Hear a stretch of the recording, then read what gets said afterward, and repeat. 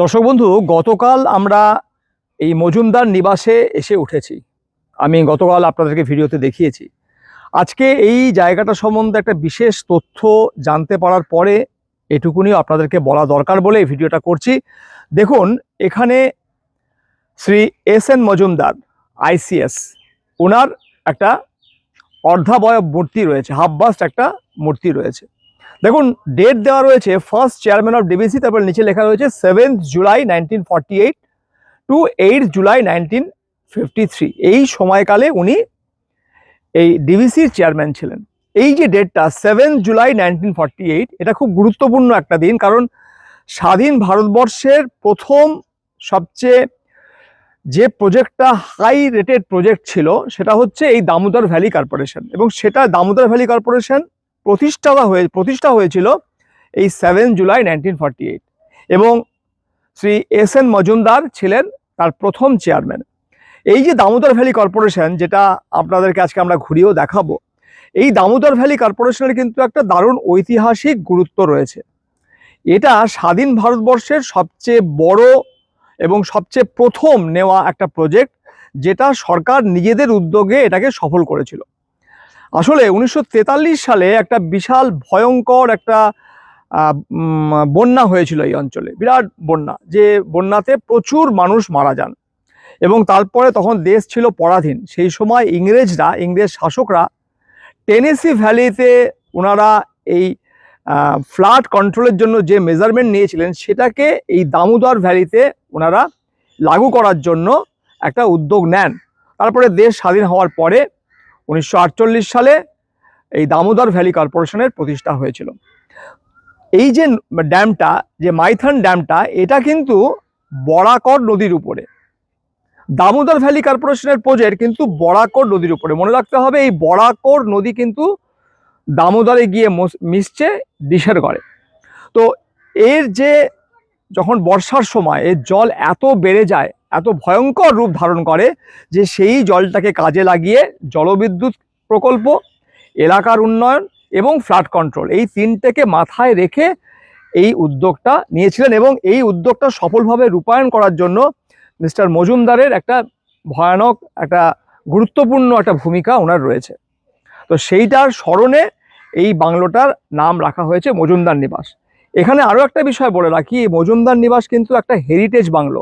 এটা কিন্তু শুধু একটা বাংলো নয়, ওই সময় মানে 1948 সালে যে সকল ইঞ্জিনিয়াররা যারা এই প্রজেক্টটা তৈরি করেছিলেন তারা কিন্তু এই বাংলোতে এসে থাকতেন। রিসেন্টলি এটা রেনোভেট হয়েছে, সেটা আপনারা দেখতে পাচ্ছেন, কিন্তু এটা একটা হেরিটেজ বাংলো। অর্থাৎ আপনারা যারা মাইথন বেড়াতে আসবেন তাদেরকে বলবো অবশ্যই এখানে থাকার জন্য কি কি করতে হবে, কীভাবে বুকিং করতে হবে, সমস্ত বিস্তারিত আমি দিয়ে দেবো। আর যারা ডিবিসিতে চাকরি করেন, যারা ভিডিওতে দেখছেন, তাদের জন্য কিন্তু আলাদা ব্যবস্থা, আলাদা রেট। আমরা এই মুহূর্তে দাঁড়িয়ে রয়েছি মাইথন ড্যামের উপরে। আর দেখুন, এই যে সামনে আমি বলবো একটু জুম করে দেখানোর জন্য, ওইটা হচ্ছে মজুমদার নিবাস। দেখুন, ব্রিজে করে আপনাকে যেতে হবে, এটা হচ্ছে মজুমদার নিবাস। লোকেশনটা শুধু একবার দেখুন, একদম ইউনিক একটা লোকেশন। আর আমরা যে রুমটাতে রয়েছি সেখান থেকে তিনটে জানলার ভিতরে দুটো জানলা থেকেই অসাধারণ এই নদীর ভিউ আপনি পাবেন। আশা করি আপনারা বুঝতে পারছেন। এটা হচ্ছে রাস্তাটা, এই রাস্তা ধরে আমরা এই রাস্তাতে এসেছি, আর এই হচ্ছে মজুমদার নিবাস। এই মজুমদার নিবাস আপনারা কি করে অনলাইনে বুকিং করবেন সেটা আমি সবটাই এই ভিডিওতেই স্ক্রিনে করে দেখাবো, যাতে করে আপনাদের কোনো অসুবিধা না হয়। এই মুহূর্তে আমরা মাইথন ড্যামের যে ব্রিজ তার উপর দিয়ে চলেছি। আপনারা নিশ্চয়ই চিনতে পারছেন, কারণ বেশিরভাগ মানুষ যারা এই ভিডিওটা দেখছেন তারা কখনো না কখনো নিশ্চিতভাবেই মাইথন বেড়াতে এসছেন। বলতে না বলতে আমরা পশ্চিমবঙ্গ ছাড়িয়ে ঝাড়খণ্ডে প্রবেশ করলাম। দেখুন দর্শক বন্ধু, দুটো বোটিংয়ের ঘাট রয়েছে, একটা বোটিং কালীঘাট আর একটা হচ্ছে বাবু বোটিং ঘাট। তো আমরা চলুন ভিতরে যাই, গিয়ে দেখি এদের ব্যবস্থাপনা কি, কীরকম কী রেট, সবটাই আপনাদেরকে জানাবো। এই যে দেখুন,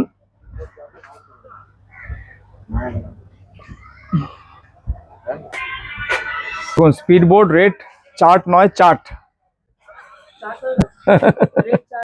এখানে যে রেট চার্ট রয়েছে সেটা কিন্তু ফিক্সড নয়, অর্থাৎ যখন আপনারা বোট ভাড়া করবেন তখন কিন্তু দরদাম করে নেবেন। দর্শক বন্ধু দেখুন, আপনাদেরকে আমি সবুজ দ্বীপটা দেখাচ্ছি। এটা হচ্ছে ঘাটটা, আর সবুজ দ্বীপ হচ্ছে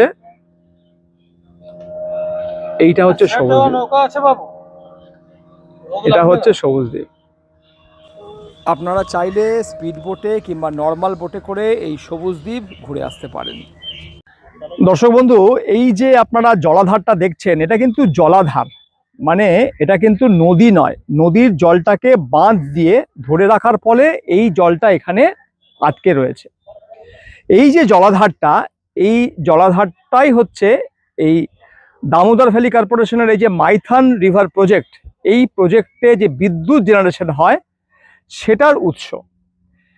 এই মাইথনের যে পাওয়ার জেনারেশন, তার একটা অন্য দিক আছে। এটা কিন্তু তৈরি হয়েছিল 1948 সাল থেকে শুরু হয়, 1957 সালে 1957-এ এটা ইনোগ্রেশন হয়েছিল।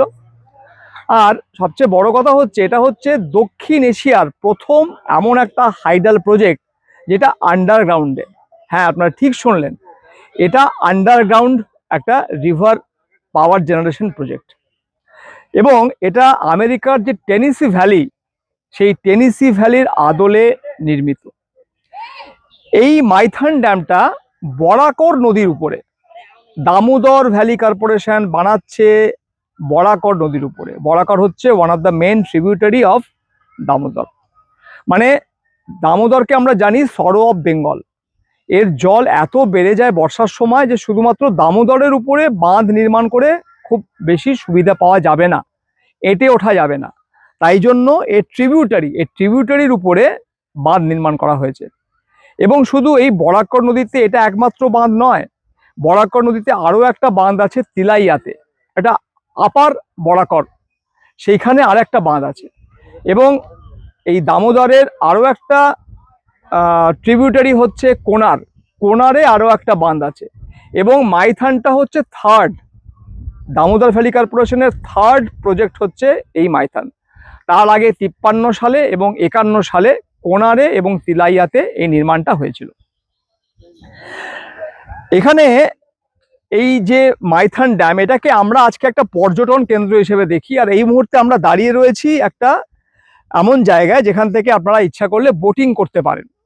বোটিংয়ের বিভিন্ন রেট আছে, বিভিন্ন রকমের বোট আছে, আপনারা ঘুরতে পারেন। ওই দূরের সবুজ দ্বীপ আপনারা ঘুরে আসতে পারেন, লক গেট পর্যন্ত নিয়ে যেতে পারে। আপনি যেরকম ঘুরবেন সেরকম এরা তার ব্যবস্থা করে দেবে। কিন্তু যেটা গুরুত্বপূর্ণ সেটা হচ্ছে আমরা ভুলে যাই যে এটা কিন্তু শুধু একটা পর্যটন কেন্দ্র নয়, এটা স্বাধীন ভারতের মোস্ট অ্যাম্বিশিয়াস প্রজেক্ট, যেটা ভারতবাসীরা গর্ব করে বলতে পারে যে ভারতবর্ষ স্বাধীন হওয়ার পরে, ব্রিটিশদের চলে যাওয়ার পরে যে প্রজেক্টটা সবচেয়ে বড় প্রজেক্ট জওহরলাল নেহেরু সেই সময়কার প্রধানমন্ত্রী নিয়েছিলেন, সেটা হচ্ছে এই দামোদর ভ্যালি কর্পোরেশন। এবং দেখুন, 1947 সালের 15ই আগস্ট দেশ স্বাধীন হচ্ছে, আর তার মাত্র কয়েক মাস পরে 1948 সালের জুলাই মাসে ডিভিসি নির্মাণ হচ্ছে। তাই এই জায়গাটাকে যারা আসবেন ঘুরতে, এটাকে শুধু একটা পর্যটন কেন্দ্র নয়, এর একটা দারুণ ঐতিহাসিক গুরুত্ব রয়েছে স্বাধীন ভারতবর্ষের কথা যদি আপনারা বিবেচনা করেন। তাই যখন এখানে আসবেন, এই জিনিসগুলো নিজেরা স্মরণ করার পাশাপাশি আপনাদের পরিচিত মানুষদের মধ্যেও এই বিষয়টা বলুন, এটা আমরা চাইব। দর্শক বন্ধু, এই দেখুন সামনে আমি দেখাতে বলবো, এইখান থেকে জাস্ট ড্যামটা শুরু হচ্ছে। এইখানে লক গেট গুলো রয়েছে, দেখুন একটার পর একটা লক গেট রয়েছে। দেখুন লক গেট মেরামতির কাজ চলছে। বরাকর নদীর জল এখানে ধরে রাখা ব্যবস্থা এই লক গেটের সাহায্যেই হচ্ছে। এবং এই ডান দিকে যে এত জল, এই জলটা হচ্ছে আসলে জলাধার, মানে জল ধরে রাখার একটা ব্যবস্থা। এবং এই লেকটা যে সুবিশাল লেক ফরমেশন হয়েছে, বিভিন্ন যে আপনার দ্বীপ ফরমেশন হয়েছে, সেগুলো সব কিন্তু এই জল ধরে রাখার কারণে। আপনারা এইমাত্র দেখলেন বাঁধের একদিকে বিশাল লেক ফরমেশন হয়েছে, আর অন্যদিকে জল প্রায় নেই। জল প্রায় নেই কেন? কারণ এই যে লক গেট, সেই লক গেট নদীর প্রবাহকে আটকে দিয়েছে, ফলে এই দিকটায় জল প্রায় নেই। এই আমরা লক গেট, লাস্ট লক গেটটা এই মুহূর্তে আমরা পার করলাম। দর্শক বন্ধু, এই দেখুন মাইথন হাইডাল স্টেশন লেখা রয়েছে। এটা হচ্ছে, এই হাইডাল স্টেশনটা হচ্ছে আন্ডারগ্রাউন্ডে। এটা যাওয়ার রাস্তা এদিক দিয়েও আছে আর এই ঘুরেও আছে। আর এই ডান দিকে দেখুন একটা স্মৃতিস্তম্ভ রয়েছে, in memory of those who laid their lives in the construction of this dam. এই ড্যামটা নির্মাণে যারা তাদের জীবন দিয়েছেন, যে সকল শ্রমিক বন্ধুরা, তাদের স্মৃতিতে এই স্মৃতিস্তম্ভটা বানানো হয়েছে। অর্থাৎ দর্শক বন্ধুরা, সভ্যতার ধারক হচ্ছেন শ্রমিকেরা। অনেক শ্রমিক এই ড্যাম নির্মাণের সময় মারা গিয়েছেন, তাদের স্মৃতিতে এই স্মৃতিস্তম্ভ। এবং এটা সত্যি একটা খুব ভালো লাগার দিক একজন শ্রমিক হিসেবে, যে দামোদর ভ্যালি কর্পোরেশন সেই সকল শ্রমিকদের স্মৃতিতে তারা এই শ্রদ্ধার্ঘ্য নিবেদন করেছেন। এটা হচ্ছে মজুমদার নিবাসের ফুড মেনু উইথ রেট, মানে কি খাবার পাবেন এবং তার রেট কি সেটা নির্দিষ্ট করে বলা রয়েছে এই রেট চার্টে। আর সত্যি কথা বলতে খাবার দাবার যথেষ্ট সুস্বাদু, রান্নায় অবশ্যই একটা ভিন্নতার স্বাদ পাবেন। চিকেন, মাটন, দেশি মুরগি সমস্ত রকম খাবার দাবার এখানে অ্যাভেলেবেল। পরিষ্কার পরিচ্ছন্নতার দিকটাও দারুণভাবে মেনটেন করা হয়েছে।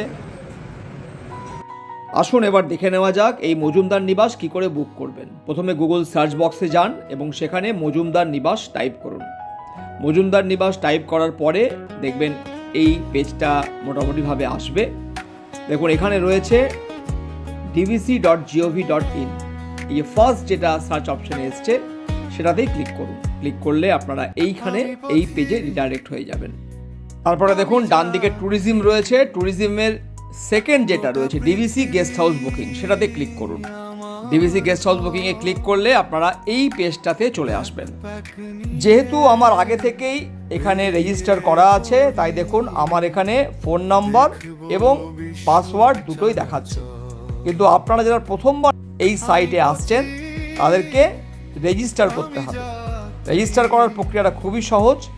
আপনাকে রেজিস্টার করার জন্য আপনার এখানে ফোন নাম্বার দিতে হবে, ফোনে আপনার ওটিপি আসবে, সেই ওটিপিটা দিয়ে আপনাকে লগ ইন করতে হবে। এর বেশি কিচ্ছু লাগবে না। এবার আমার যেহেতু রেজিস্টার করা আছে, আমি এখানে ক্যাপচাটা দিয়ে লগ ইন করে আপনাদেরকে দেখাচ্ছি কিভাবে বুকিংটা কমপ্লিট করবেন। আমার যে ফোন নাম্বারটা দিয়ে রেজিস্টার করা আছে সেখানে ওটিপি এসছে। এবার এই ওটিপিটা আমি পুট করে সাবমিট করার পরে I will be able to log in and I am redirected to this page. দেখুন এই পেজটা ভালো করে দেখুন। প্রথমে আপনাকে লোকেশন হিসেবে মাইথান দিতে হবে, তারপরে গেস্ট হাউস নেম ডান দিকে রয়েছে, এখানে দেখুন মজুমদার নিবাস সিলেক্ট করলাম, তারপরে পারপাস অফ ভিজিট পার্সোনাল দিলাম, তারপরে ক্যাটাগরি হিসাবে আউটসাইডার দিলাম, যেহেতু আমি ডিভিসিতে চাকরি করি না। এবার স্বাভাবিকভাবেই আপনাকে ডেট দিতে হবে, কবে থেকে কবে পর্যন্ত আপনি থাকবেন, মানে চেক ইন ডেট এবং চেক আউট ডেট। এই দুটো দেওয়ার পরে শো অ্যাভেলেবেল রুমসে আপনাকে ক্লিক করতে হবে এবং ক্লিক করার পরে আপনি এই পেজটাতে রিডাইরেক্ট হয়ে যাবেন। এখানে দেখুন যেগুলো রেড রয়েছে মানে বুক হয়ে গেছে, আর যেগুলো গ্রিন তার মানে সেগুলো অ্যাভেলেবেল আছে। এই যে দুটো রেড দেখাচ্ছে, এই দুটো হচ্ছে ফার্স্ট ফ্লোরে। ফার্স্ট ফ্লোরে যে তিনটে রুম রয়েছে সেই তিনটে রুমের ডিমান্ড সবচেয়ে বেশি, দুটো বুক আছে আর একটা খালি আছে। আমরা একটা রুম সিলেক্ট করলাম এবং নিচে যে সিলেক্ট রুম রয়েছে সেখানটাতে ক্লিক করলাম। এরপরে এই পেজটাতে আমরা ল্যান্ড করলাম, মানে আমাদেরকে রিডাইরেক্ট করে এই পেজে নিয়ে আসা হলো। যেহেতু আমরা একটা রুম সিলেক্ট করেছি তাই রুমের ভাড়া 1260 টাকা দেখাচ্ছে। এখানে আপনাকে অকুপেন্ট ডিটেলস দিতে হবে। প্রথমে অকুপেন্টের নাম দিতে হবে, তারপরে জেন্ডার দিতে হবে, তারপরে ডেট অফ বার্থ দিতে হবে, তারপরে আধার নাম্বারের লাস্ট 4 ডিজিট দিতে হবে, তারপরে ম্যারিটাল স্ট্যাটাস দিতে হবে এবং রুমের নিচে যে ড্রপ ডাউন মেনু আছে সেটাতে ক্লিক করলে দেখবেন আপনি যে রুমটা আগের স্টেপে বুক করেছেন সেটাই দেখাচ্ছে। এভাবে অকুপেন্ট ডিটেলস আপনাকে দুজনের গেলে দুজন, একজন গেলে একজনের ভর্তি করতে হবে। অকুপেন্ট ডিটেলস ভর্তি করার পরে বাঁদিকে যে চেক বক্সগুলো রয়েছে সেগুলোতে ক্লিক করবেন এবং তারপরে বুক নাওতে ক্লিক করুন। বুক নাওতে ক্লিক করে এই পেজটাতে আসবেন। এখানে আরেকবার আপনি ডিটেলসগুলো যা দিয়েছেন সেগুলো দেখে নিন এবং তারপরে আই কনফার্মের বাঁদিকে যে চেক বক্স রয়েছে সেটাতে ক্লিক করুন এবং কনফার্ম অ্যান্ড পেতে ক্লিক করলে আপনি পেমেন্ট যে পেজ সেখানে চলে আসবেন। এবার আপনার সুবিধা মতো আপনি ঠিক করবেন কিভাবে পেমেন্ট করবেন। Debit card, credit card use করতে পারেন, কিন্তু UPI is the best option. আমি আপনাদেরকে ইউপিআই অপশনটা ক্লিক করে দেখাচ্ছি কিভাবে পেমেন্টটা আপনি করবেন। দেখুন একটা স্ক্যানার চলে এসছে, সেটা আপনি আপনার জিপে বা ফোনপে দিয়ে স্ক্যান করুন এবং পেমেন্ট দিয়ে দিন। আশা করি বিষয়টা বোঝাতে পারলাম। The process is quite simple. Majumdar নিবাসের বারান্দা থেকে এই অসাধারণ ভিউ, পড়ন্ত সূর্যের আলো এই জলের উপরে পড়ে যে স্বর্ণালী শোভা তৈরি করেছে তা ভাষায় বর্ণনা করা সত্যি অসম্ভব। ছবির মধ্যে দিয়ে কিংবা ভিডিওর মধ্যে দিয়ে এই সৌন্দর্যের সবটা কারো পক্ষেই বোঝা সম্ভব নয়। এখানে সময় যেন থমকে যায়। একান্তে নিরিবিলিতে অথবা পরিবারের সঙ্গে, প্রিয়জনের সঙ্গে এখানে কাটানো প্রতিটা মুহূর্ত নিঃসন্দেহে আপনার স্মৃতির মণিকোঠায় চিরস্থায়ী জায়গা করে নেবে। আজকের ভিডিওতে এ পর্যন্তই। যদি আমার সঙ্গে মাইথানের ভ্রমণ আপনার ভালো লেগে থাকে তাহলে অবশ্যই এই মাইথানের অজানা কাহিনী আরও মানুষের কাছে পৌঁছে দিতে ভিডিওটি শেয়ার করতে ভুলবেন না। ধন্যবাদ। ভালো থাকুন, সুস্থ থাকুন এবং অবশ্যই যাওয়ার আগে চ্যানেলটি সাবস্ক্রাইব করে যান। নমস্কার। থাকুক শুধু স্মৃতির মণিহার।